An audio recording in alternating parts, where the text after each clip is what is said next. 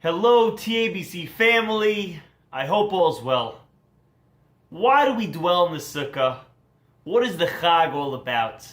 The Torah tells us, Sukkos Teishu Shivas Yamim. We're going to dwell in the sukkah for 7 days. Why? Leman Yedu Doroteichem, the generations should know, Ki Besukkot Hoshafti B'nei Yisrael Bo'otziotam Me'eretz Mitzrayim.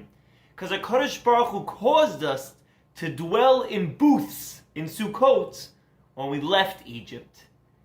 And many people ask the same question. Why are we commemorating, why are we celebrating Sukkot in the month of Tishrei? The whole idea behind Sukkot is that we dwelt in these booths.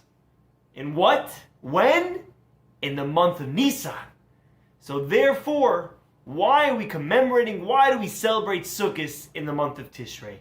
And many beautiful and rich answers are offered. I would like to share an answer from Rav Pam, Zecher Tzadik Livracha, the great Rosh Yeshiva of Torah V'das.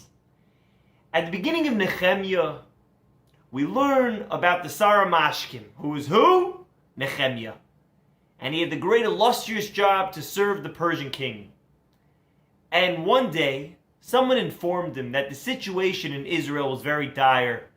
The Jewish people were in trouble, difficulties were happening over there, and they had fires, and the gates were on fire in Jerusalem. Bad situation. And he was very depressed, and downcast, and sad, and he davened, and he fasted, and he supplicated before HaKadosh Baruch Hu. And then the day came when he once again was serving the king, but things were different. Today, he looked upset. Visibly, something was wrong. And the king, the Persian king, noticed and said, "What's going on? Why are you so upset? Why are you downcast? I know you're not sick. You must be plotting.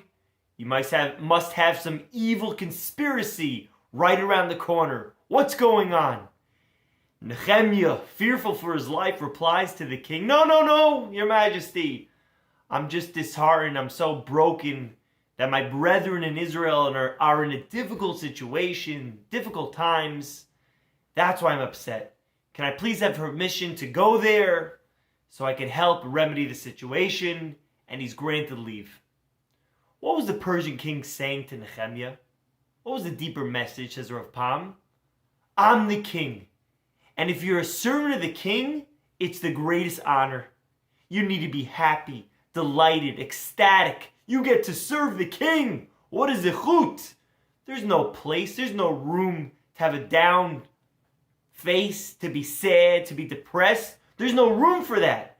It's the greatest zechut, the greatest honor to serve the king. That was the message that the king was telling Nehemiah.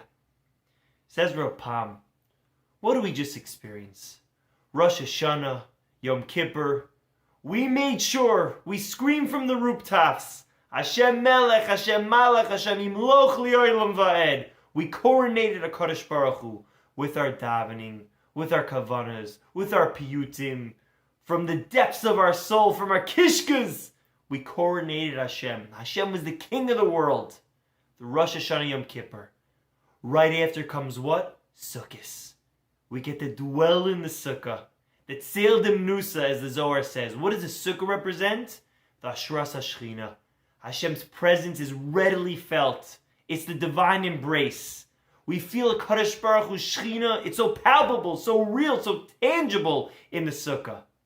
So right after we coronated the king through Rosh Hashanah, through Yom Kippur, we immediately on the heels, right afterwards, we have Sukkos. Where we get to bask in the glory of HaKadosh Baruch Hu. In Hashem's glory. And we get to smile, we get to sing Zmiros, we get to have Divrei Torah, we get to have an incredible experience in the Sukkah, in the Ashras HaShechina of the Ribono Shel Olam. And that, says Rav Pam, why Sukkot is celebrated right on the heels of Rosh Hashanah Yom Kippur. To always remind us, the greatest zechut in the world, that we should continue to scream and shout from the rooftops is, we are Avdei HaMelech, we're servants of Avinu Shabashamayim. And on Sukkot, we get to display that simcha, that joy with all our families, with all our guests and all our surroundings. And we should always remember, Ashreinu, Ashreinu, Matov Chalkeinu. Wishing you all a wonderful, wonderful Yom Yantif.